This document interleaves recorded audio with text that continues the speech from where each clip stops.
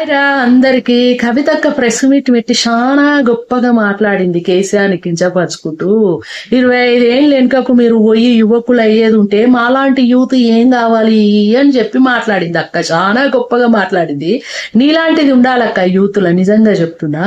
ఒకటి చెప్పనా కవితక్క, నేను ఒక క్వశ్చన్ అడుగుతా. నువ్వు ఒక ఇంటర్వ్యూలో స్టార్టింగ్ లో నాకు కిరాయి కొంపలో ఉంటా, నేను నాకు ఏమీ లేవు ఆస్తుపాస్తులు అని చెప్పినవు.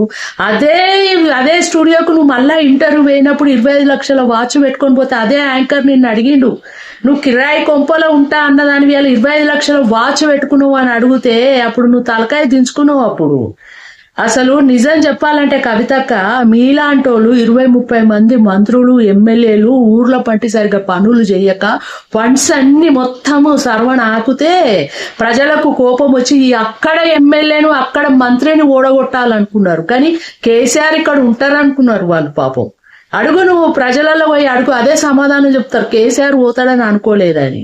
కేసీఆర్ మీద అసలు ఎవరికీ కోపం లేదు, ఎవరికి నెగిటివ్ థింక్ లేదు. నీలాంటోళ్ళు చెయ్యబట్టే. ముఖ్యంగా కవితక్క, ఒక ఉద్యమం అనేది నాయకుడు అనేటోడు ఉండాలక్క. ఇప్పుడు సుభాష్ చంద్రబోస్ ఉన్నాడు. ఇప్పుడు స్వాతంత్రానికి సుభాష్ చంద్రబోస్ మహాత్మా గాంధీ ఇద్దరే రాలే, ఎంతో మంది ప్రాణత్యాగం చేస్తూ వచ్చింది. కానీ వీటికంటూ ఒక నాయకులు ఉంటారక్క. సుభాష్ చంద్రబోస్ ముందుకొచ్చి భవిష్యత్ తరాల కోసం మనం రక్తం చిందించాలని అట్లా ఉత్సాహపరిచే అట్లా మాటలు మాట్లాడి ఉసిగొల్పిండు. కాబట్టి అందరూ ఒక ఉద్యమంగా లేచి స్వాతంత్రం కోసం పోరాడిండు. ఈ తెలంగాణ అయినా అంతేనాక, ఏ ఉద్యమానికైనా ఒక నాయకుడు అనేటోడు ఉండాలి. కేసీఆరే ఉద్యమం చేసిన తెచ్చిండు తెలంగాణ అని నేను అనట్లేదు. అందరూ పోరాడి ప్రాణత్యాగాలు చేస్తేనే వచ్చింది. కానీ ఇంతమందిని సంఘటితంగా తీసుకొచ్చింది, ఉద్యమ స్ఫూర్తినిచ్చింది ఒక నాయకుడు అంటోడు కేసీఆరే కదా. వాళ్ళ అనుభవాలు, అసలు కేసీఆర్ అనుభవములా మనం ఎంతక్క, తండ్రే కదా అనుభవజ్ఞులు. ముసలోళ్ళు అయితేంది, యూత్ అయితేందక్క, వాళ్ళు చెప్పే గైడెన్స్ తోటి మనం ముందుకు నడవాలి నిజాయితీగా.